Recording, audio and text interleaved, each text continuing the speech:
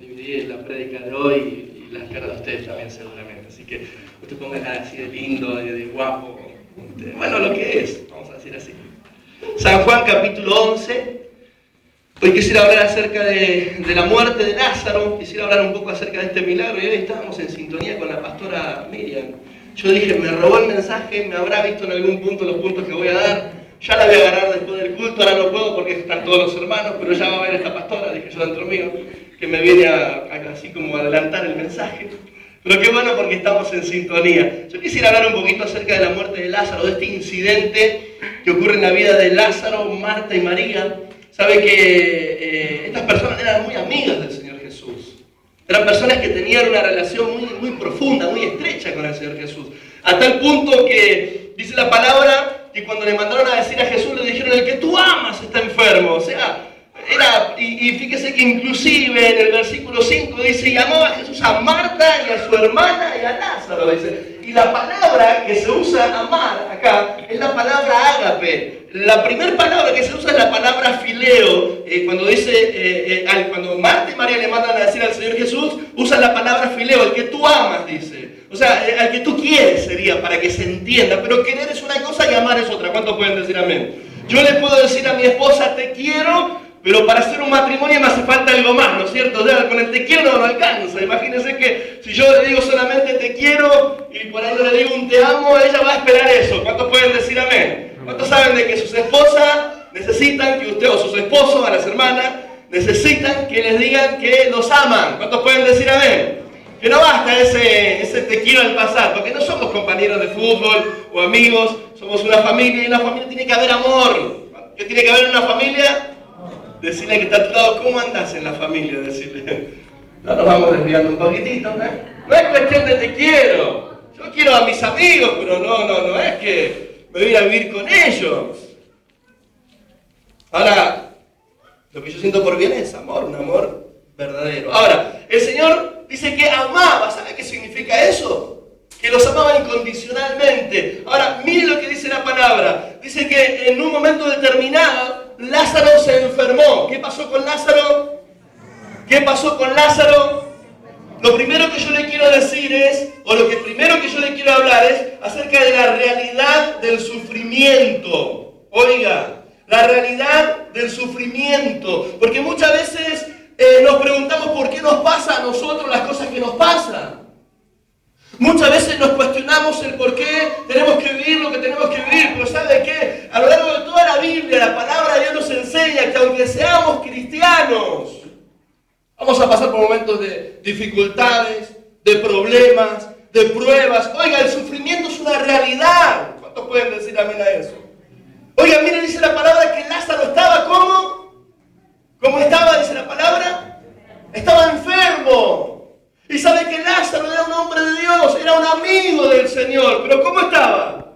Estaba enfermo. ¿Y quién está feliz de estar enfermo? Nadie. ¿A quién le gusta estar enfermo? ¿A quién le gusta estar agonizando? ¿A quién le gusta estar con dolores constantemente? ¿A quién le gusta tener que pasar las 24 horas del día en una cama postrado? ¿A quién le gusta eso? A nadie le gusta eso.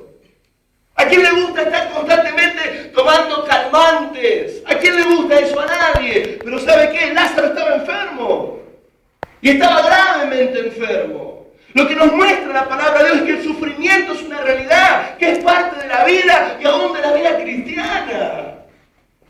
Porque muchas veces, hermanos, nos escandalizamos, muchas veces inclusive hasta despotricamos contra Dios. ¿Cómo puede ser, Señor, todo esto? Pero en ningún momento el Señor nos dijo que no íbamos a pasar por estas situaciones. El sufrimiento es una realidad. Pregúntele, y mientras yo preparaba el mensaje me acordaba de Luis, me acordaba de Mariela. ¿Habrá sido una realidad en ustedes todo eso? Años y años en diálisis, ¿o no, Mariela? Años y años en donde yo soy testigo porque soy amigo de la familia. Donde muchas veces Mariela venía llorando de diálisis porque se había ido un compañero de diálisis, una compañera de diálisis. Dígame que el sufrimiento no es una realidad. Años como amigo de Luis, viéndolo a él, ir al hospital, venir, ir y venir, ir y venir. Dígame si no es una realidad. El sufrimiento, hoy, el caso de nuestra pastora. Pero lo que le vengo a decir es que tengamos cuidado con creer que todas estas cosas que están ajenas a la vida cristiana rara porque es como que muchas veces nos escandalizamos y aún nos asombramos. ¿Cómo puede ser? Dicen algunos. ¿Cómo puede ocurrir estas cosas en la vida de un siervo o una sierva de Dios? Oiga, Lázaro era un amigo del Señor Jesús. Sin embargo, tuvo que pasar por momentos de dolor y de sufrimiento. ¿Cuántos pueden decir amén a eso? El apóstol Pablo era un terrible hombre de Dios. Un hombre increíble de Dios. Un hombre que, hermano, escribió la 3/4 parte del Nuevo Testamento. Sin embargo, en un momento dice que él le suplicó a Dios que quitara el aguijón que él tenía en su carne. Algunos creen, algunos estudiosos piensan de que el apóstol Pablo sufría una suerte de úlceras en los ojos que lo hacían sufrir enormemente y de que eso lo llevó en algún momento a suplicarle al Señor que por favor le quitara ese aguijón en la carne. ¿Y sabe qué le dijo el Señor? Pablo, bástate mi gracia. Mira, hermano, el sufrimiento es una realidad. ¿Cuántos pueden decir amén? El mismo Señor Jesús nos advirtió que en el mundo tendríamos aflicción. Lo que yo le vengo a decir es que en estos tiempos de dolor, de sufrimiento, tenemos que tener la actitud correcta. Tenemos que comprender que estas no son cosas casuales. Tenemos que comprender que lo que estamos pasando no es que a nosotros no nos tenía que pasar. La pregunta es, ¿y por qué a nosotros no nos tenía que pasar? Cuando vemos al Señor Jesús en la cruz del Calvario, cuando vemos al Señor Jesús sufriendo por nosotros, el Padre no impidió que eso le pasara a su Hijo. El mismo Dios del cielo no impidió que Jesús sufriera. ¿Por qué? Él va a impedirlo con nosotros. Ahora, miren, lo segundo que le quiero decir o le quiero hablar, es acerca de la intercesión en medio del sufrimiento. Preguntarle al que está a tu lado, ¿a quién vas vos en medio del dolor? Decirle. Míralo bien a los ojos, porque algunos dicen, ¿a quién vas en medio del dolor? Porque muchas veces cuando estamos en el problema, acudimos primeramente al doctor, al brujo, al curandero, al hechicero, al agorero. Yo me acuerdo de una hermana que estaba sufriendo porque estaba sola en la vida y como no llegaba el príncipe azul, estaba sufriendo por eso. ¿Y dónde fue? A un brujo. Vengo a preguntarle cuándo llega mi media naranja.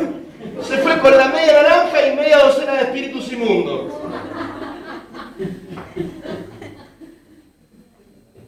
En la iglesia de la luz, era una maestra, una docente. ¿Sabe cómo salió de la que tiraba las cartas? Así salió. Y a partir de ahí, iba por las calles juntando colitas de cigarrillos para fumar. Se pescó una terrible legión de demonios. Porque en vez de correr al que tenía que correr, primeramente fue a correr a cualquier otra persona. Y muchas veces pasa aún dentro del pueblo de Dios, que cuando la vemos fea, hasta el curandero recurrimos. Y uno dice, pero no entendió nada. No entendió nada. Está ojeado mi hijo. Lo voy a curar, dice alguno. Decirle que está a tu lado, ¿a quién estás recurriendo? Está empachado que la cintita, la tirita, 3x4 son 25. No sabemos. El otro día vino uno al negocio y me dijo, mi hijo está ojeado, aguanta, no sé qué hacer. Traelo que lo damos. Le digo, ¿qué vamos a hacer? Y ella quería andar por todos lados. Mire, le faltó ir a Mailín, le faltó ir. Casi se hace el viaje del Gauchito Gil allá en Coso, corriente. Mirando al que está a tu lado de vuelta y preguntarle, ¿a quién corres cuando estás mal? Quiero asentar algunos conceptos de esta noche. Quiero asentar, por ejemplo, quiero asentar este hecho. Quiero asentar el hecho de que el sufrimiento no es excluyente en la vida del cristiano. Hace tiempo atrás, un amigo como el Sebastián, le tocó vivir una parada difícil y está viviéndola todavía. De un momento para otro, su hija empezó a sentirse mal. Se especulaba con un montón de cosas, pero jamás íbamos a pensar que Zairita iba a pasar por una situación en la que iban a diagnosticar una diabetes. Eso produjo todo un cambio de vida, ¿no, Sebastián? Que hasta el día de hoy tenés que medirle todo el tiempo la glucosa, que tenés que aplicarle la insulina. ¿Usted cree que y está bien, la tenemos con nosotros y disfrutamos de su presencia? Pero yo estoy seguro, por lo que hablo con Sebastián, que más de una vez les cuesta darle el pinchacito para ver cuál es la medida que tiene ella. Más de una vez con lágrimas en los ojos le tienen que poner la insulina. Porque la niña muchas veces dice, papá no quiero, no me pinches. Oiga, el sufrimiento no es excluyente en la vida de los cristianos. Pero a veces vamos por la vida cristiana como si a nosotros no nos tuviera que tocar nada, ¿no? Creemos que ser cristiano es, a mí me resbala todo. Creemos que ser cristiano es, bueno, ahora que estoy con el Señor, me voy de viaje a Cancún y de repente pasaste de Cancún al infierno. Y cuando te encontrás ahí, ¿a quién más? Porque muchas veces en vez de ir primeramente al Señor, vamos a cualquier otra. Es más, ¿cuántas personas, hermano? Permítame, esto es palabra de Dios. ¿Cuántos de los que están acá cuando están en crisis matrimonial, en vez de ir a un hombre o a una mujer de Dios, van a preguntarle a gente inconversa, gente que no tiene el Espíritu de Dios, gente que no puede aconsejarlo como Dios quiere, y van a preguntarle a esas personas qué tienen que hacer con su matrimonio? ¿Y cuál es el consejo que le reciben? Separate, dar la patada, echarlo de la casa, que se vaya. ¿Sabe por qué? Porque en vez de recurrir a Dios en primer lugar, recurrimos a cualquier otra persona. Y esperamos tener buenos resultados aparte. ¿Sí? ¿Sabe qué hizo Marta y María? Cuando ellas vieron a su hermano enfermo, se lo mandaron a decir al Señor. ¿A quién se lo mandaron a decir al Señor? Al Señor. Decirle, Víctor Turado, ¿a quién tenemos que mandarle a decir las cosas? ¿Sabe? Una de las bendiciones más grandes que gozamos los cristianos. Oiga, escuche esto. Porque dice la palabra de Dios que esto que yo le voy a decir es solamente una bendición para los hijos de Dios, no para nadie más. ¿Sabe que el hablar personalmente con Dios es un privilegio que solo los hijos de Dios pueden tener? ¿Usted sabe que la palabra de Dios dice que Dios no escucha al pecador? ¿Usted sabe que la palabra de Dios dice que Dios no escucha a aquel que no aceptó a Cristo en su corazón, que no se arrepintió de su pecado y que lo aceptó como Salvador personal? Ahora, teniendo ese privilegio usted de entrar directamente a la presencia de Dios, ¿a quién recurre? ¿A quién va? Teniendo una entrada, oiga, escuche, si usted hoy recibió una carta del presidente en donde le dijera, venga a mi despacho, lo que me pida se lo voy a dar. Usted no lo dudaría, usted sabría ahora, es más, ni terminaría el culto, ya estaría yendo, es más, ya estaría en el colectivo. Diciendo, wow, me espera la presidenta y lo que le pido me va. Y es más, en el camino estaría diciendo, la casa, el auto, esto. Ahora usted y yo tenemos la posibilidad cada día de entrar a la gloriosa y maravillosa presencia del Rey del universo, del Señor de señores, del dueño de todas las cosas, que nos dice, quiero que vengas a mi presencia porque estoy dispuesto a escucharte. Un aplauso al que vive. Oiga.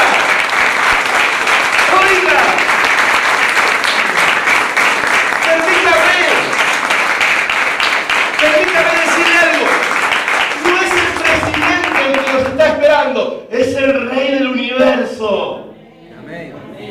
Es el Señor de señores, el que tiene el control de todas las cosas, el que nos dice, te espero en mi oficina privada. Quiero tener un tiempo a solas con vos. Quiero escucharte. Quiero consolarte y abrazarte, mimarte y decirte que estoy con vos para ayudarte cada día de tu vida. Apláudele al que vive para siempre. Oiga.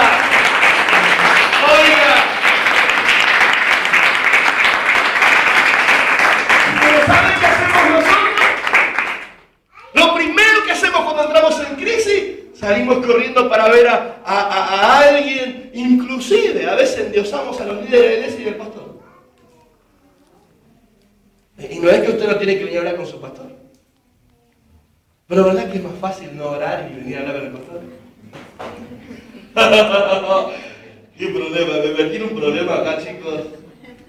Así que si no vienen más a nosotros, no es culpa mía, es culpa tuya.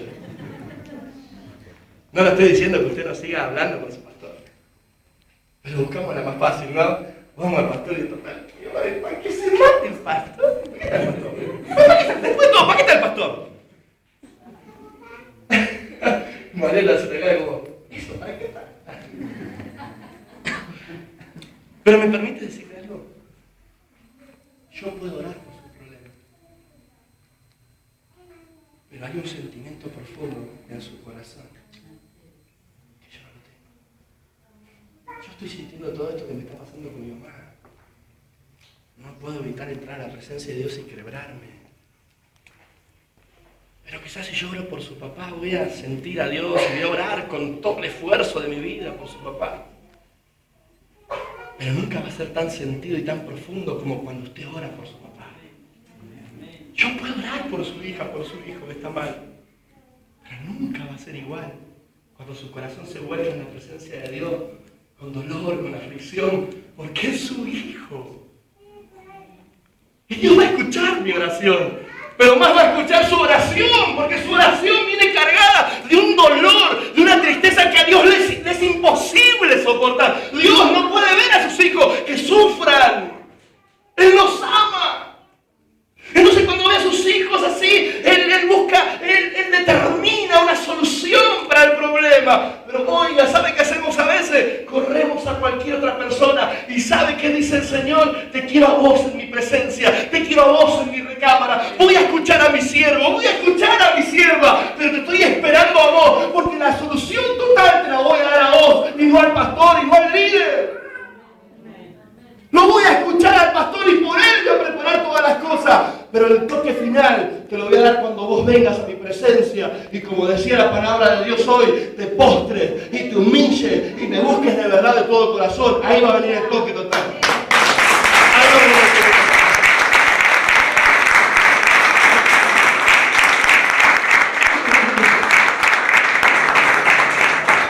Miren lo que dice la palabra.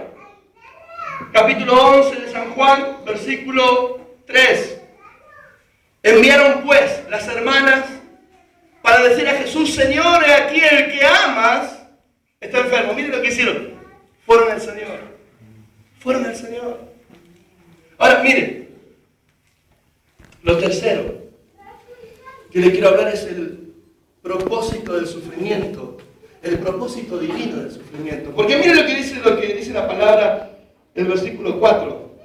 ¿Quién lo tiene por ahí que me lo comparta? Jesús al oírlo dijo: esta enfermedad no es para muerte, sino para la gloria de Dios, para que el Hijo de Dios sea glorificado por nosotros. ¡Wow! ¿Lo podemos volver a leer así? Jesús al oírlo dijo: esta enfermedad no es para muerte, sino para la gloria de Dios. ¿Para qué es? Para la gloria de Dios. ¿Y para qué más? Para que el Hijo de Dios sea glorificado por él. Para que el Señor Jesús sea glorificado por mí. Decirle que está a tu lado ese problema que estás pasando. Para que la gloria de Dios se manifieste en tu vida. Oiga, no entendió. Decirle que está a tu lado ese problema que estás pasando. Esa enfermedad que estás pasando, esa crisis que estás pasando. Para que la gloria de Dios se manifieste. Oiga, y para que el Hijo de Dios sea glorificado por medio de ella. Oiga, en todo lo que estamos pasando hay gloria de Dios que está siendo derramada.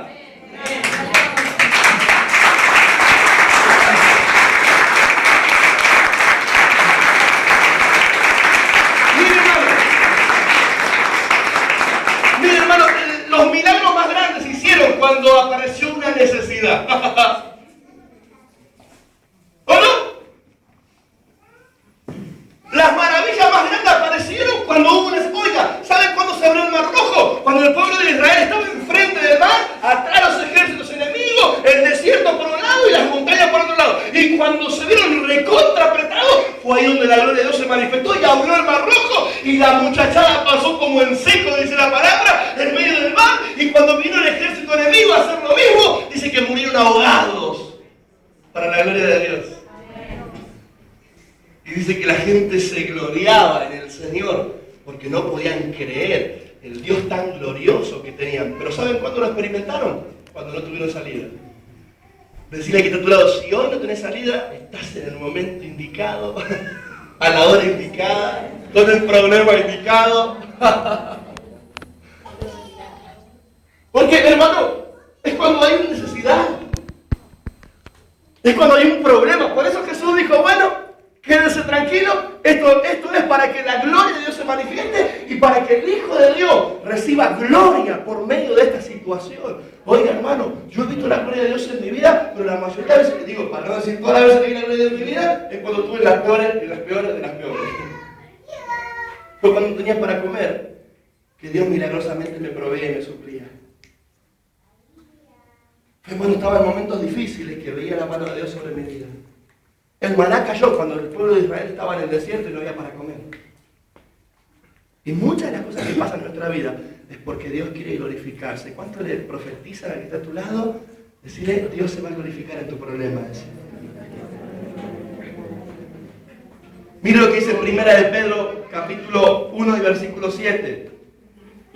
Dice, para que sometida a prueba vuestra fe, mucho más preciada que el oro, sea hallada en alabanza, gloria y honra cuando sea manifestado Jesucristo. Para que sometida a prueba vuestra fe, sea hallada en gloria y alabanza. Oiga, Dios nos va a hacer pasar por momentos difíciles para que su gloria se manifieste en nosotros.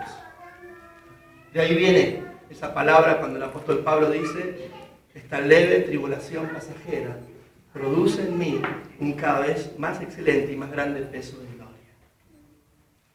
¿Sabe qué dice la palabra de Dios? De gloria en gloria lo vemos. Pero no podemos ver la gloria de Dios hasta que no pasemos primero por el problema. ¿Sabe dónde se ve la gloria de Dios? En medio de la dificultad, en medio de la crisis, en medio del problema, en medio de la enfermedad. ¿Y sabe qué dice la palabra de Dios? De gloria en gloria te vemos. ¿Qué significa esto, pastor? Que para ver la gloria de Dios, primero tenemos que pasar por el problema. ¿Cuántos quieren ver la gloria de Dios? ¿Me están entendiendo? ¿Cuántos quieren ver la gloria de Dios? Decirle que está a tu lado, entonces el Señor te va a pasar por un par de problemas. Porque a veces, mire, venimos a la iglesia y cantamos tu gloria, Señor, me apasiona, decimos. ¿O no? Señor, muéstrame tu gloria, le decimos. ¿Cuánto le dicen? Díganme, ¿cuánto le dicen acá eso, Señor? Señor, tu gloria en mi vida. Y Dios dice, ¿vos querés mi gloria? Ok, primero el problema. ¿Puedo hacer la pregunta de vuelta? ¿Cuántos quieren ver la gloria de Dios en este lugar? Aplaudan al que viene para ti.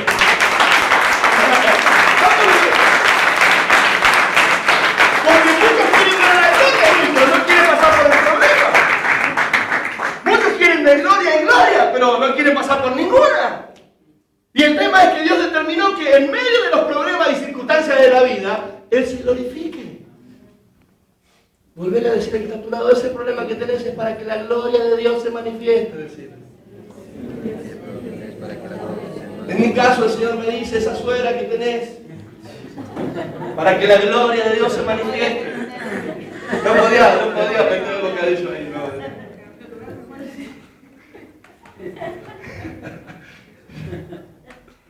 Dios quiere que vea su gloria, hermanos.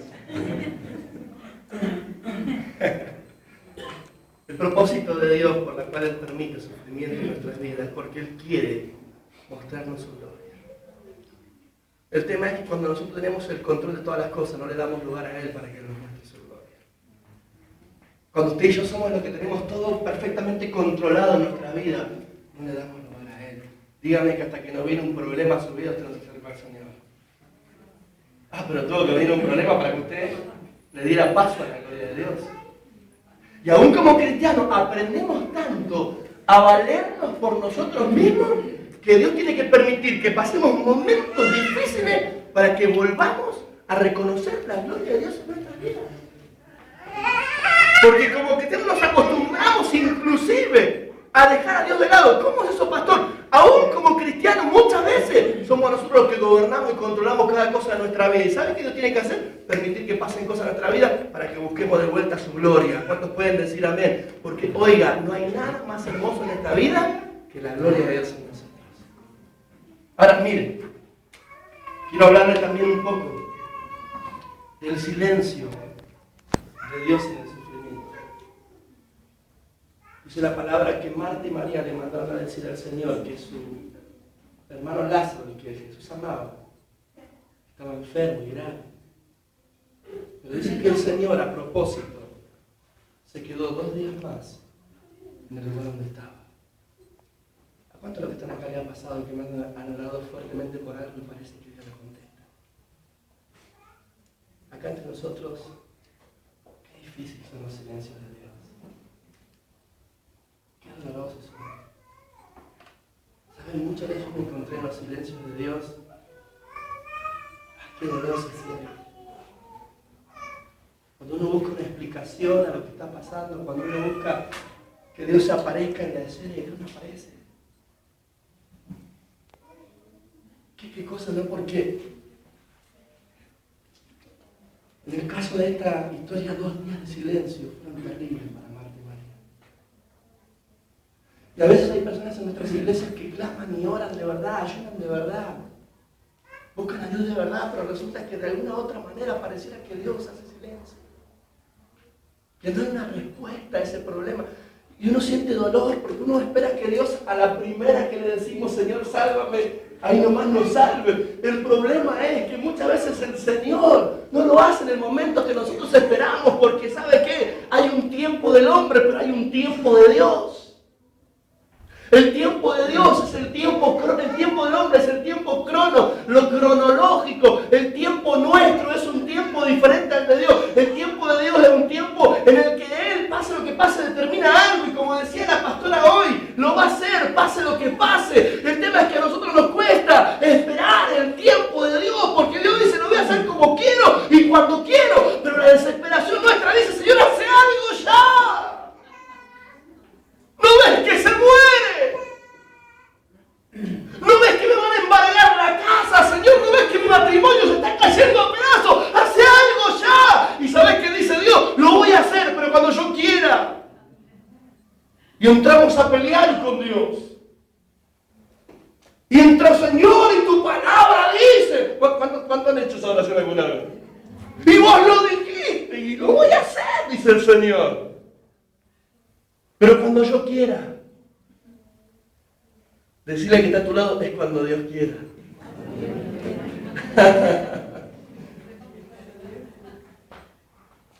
Decirle que está a tu lado, mira el barro a su Señor, ¿cómo lo tiene que hacer?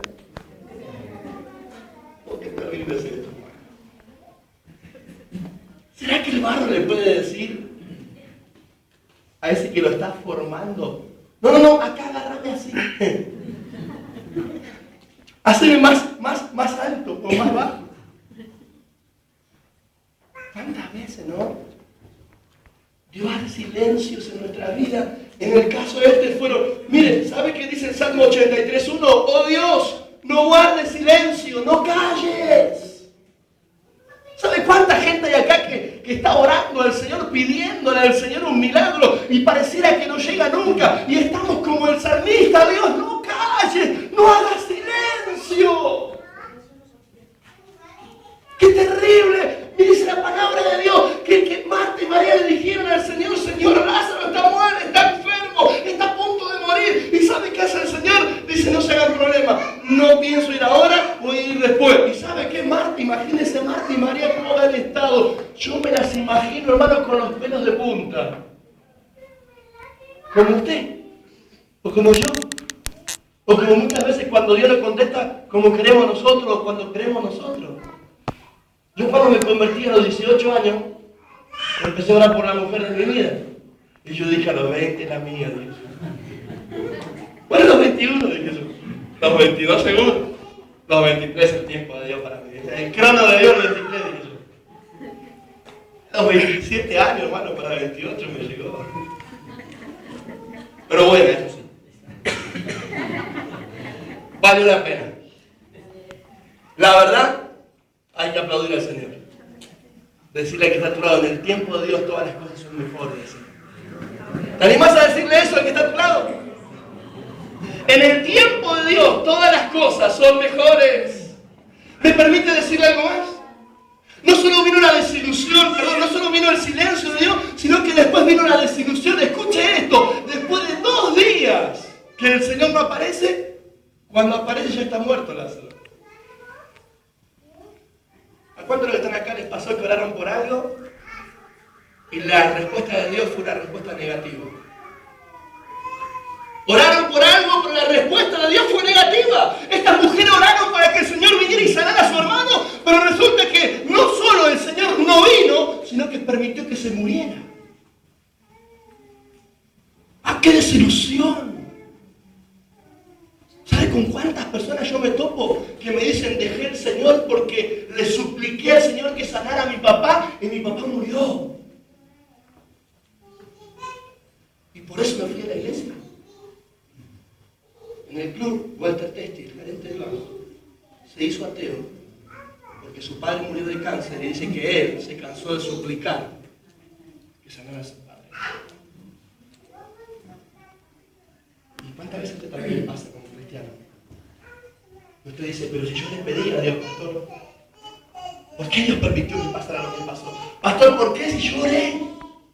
Yo ayuné, pastor, ¿por qué? Porque no solo Dios no me contestó, sino que la respuesta de Dios fue negativa para mi vida. ¿A cuántos de los que están acá Dios no les contestó como ustedes esperaban? ¿Cuántos de los que estamos acá hemos tenido que pasar por momentos durísimos, a pesar de que hemos orado y ayunado para que no pasaran esas situaciones? ¿Usted cree que yo no oraba por mi hija cuando ella murió? Cuando yo me enteré que iba a ser padre, desde ese momento yo ya oraba por mi hija, y mi esposa oraba por mi hija, y orábamos por nuestra hija. ¿Usted cree que nunca oramos por nuestra hija? Sin embargo, a pesar de nuestras oraciones, que día a día le decíamos, Señor, guardala, protegela, tenla sana, Dios determinó llevársela. Y pudimos haberle dicho al Señor, Señor, no nos escuchaste, nos abandonaste, nos dejaste. Pero quiere que le diga algo. El Señor sabe por qué hace las cosas y para la gloria de su nombre. Yo sé que Él sabe y sé que lo que Él hace es mejor de lo que yo puedo hacer. ¿Cuántos pueden decir amén a eso? Él sabe lo que hace. ¿Por qué Dios permite no solo que pasemos por momentos donde Dios nos contesta, sino que a veces permite que pasemos? Yo estoy seguro de que Sebastián habrá habido una situación parecida. Luis, ¿cuántas veces oraste por la sanidad de tu esposa y al otro día de ayunar la tuviste que internar porque estaba peor que el día que ayunaste? ¿O no, Luis? Yo una vuelta oré por un hermano y lo ungí con aceite, casi 3 litros de aceite le eché. Estaba enfermo el hermano. Después que nos agarré yo lo internaron el hermano. Hasta el día de hoy me dice él cuando estoy enfermo, pero no vengas ahora por mí, me dice. Qué ironía las de Dios, ¿no? Te manda a orar por un enfermo y después lo manda al hospital. Después el hermano me dijo, bueno, gloria a Dios porque ahí trató conmigo el Señor y pude comprender un montón de cosas. Sí, pero a mí no me dijo nada el Señor. Si vos no me avisás, yo no sigo pensando que soy culpable.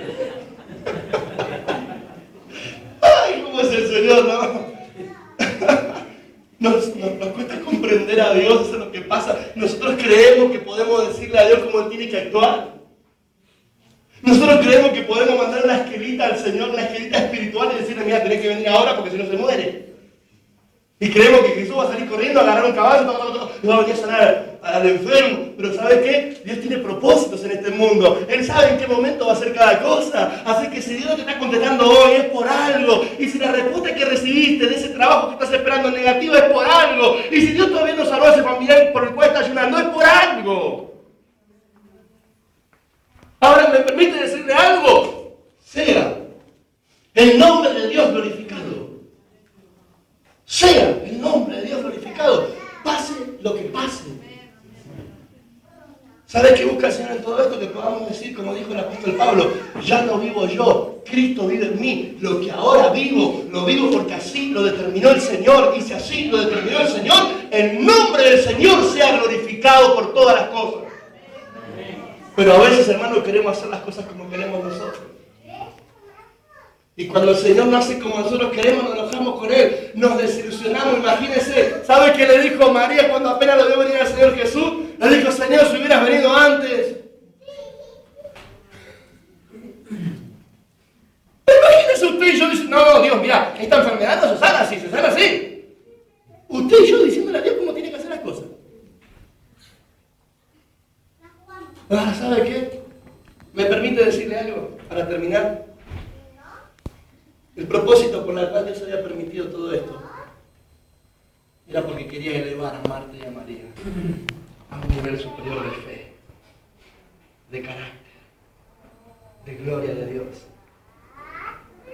¿Sabe por qué Jesús tardó? Porque Marta y María estaban acostumbradas a ver milagros del Señor.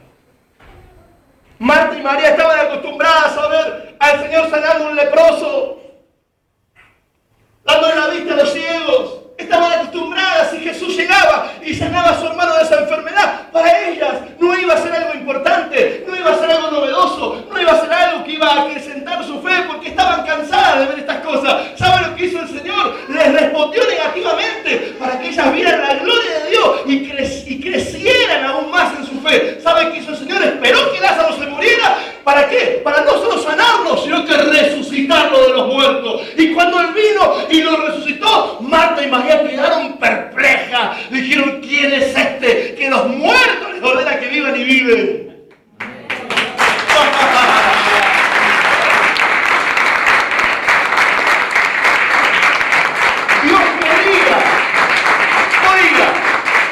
Dios quería llevar a Marta y a María a un nivel mayor de fe, a un nivel mayor de gloria.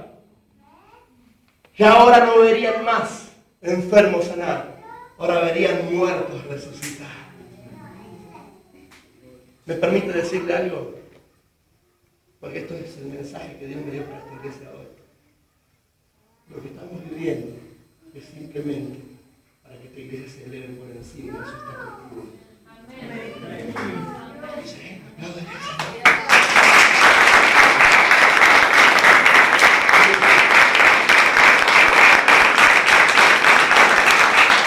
Lo que estamos viviendo nos va a llevar como iglesia a una consagración mayor, a un tiempo de búsqueda mayor, a un tiempo de santidad mayor, por ende a un tiempo de fe mayor, a un tiempo de poder mayor, a un tiempo de gloria mayor. Porque aunque en el tiempo nuestro Dios no está haciendo las cosas, en el tiempo de Él será tan grande la gloria que cualquiera de ustedes va a poner la mano sobre un enfermo y se va a sanar para la gloria de Dios. Porque Dios está llevando a un nivel mayor, a un nivel mayor, a un nivel mayor, a la capacidad de pararnos en fe.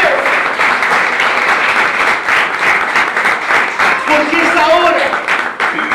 es ahora donde hay que pararse en fe y creerle a Dios. Y es en este tiempo donde Dios nos va a elevar a una dimensión de poder mayor. Y no importa si como a Marta y a María, después del silencio de Dios viene una respuesta negativa. Dios se va a glorificar igual en su iglesia. Yo sé que Sebastián no es el mismo después de lo que pasó. ¿O sí? El Señor está obrando de manera que le está elevando. Luis nunca fue el mismo. Cuando empezaste a orar y ayunar, Luis, sino cuando empezaron a ver los problemas y las crisis y las dificultades. Y fue ahí que Dios te elevó y te dio un don, una unción de milagros para sanar las personas. Pero primero vino la prueba. Y vengo a decirle de parte de Dios esta palabra.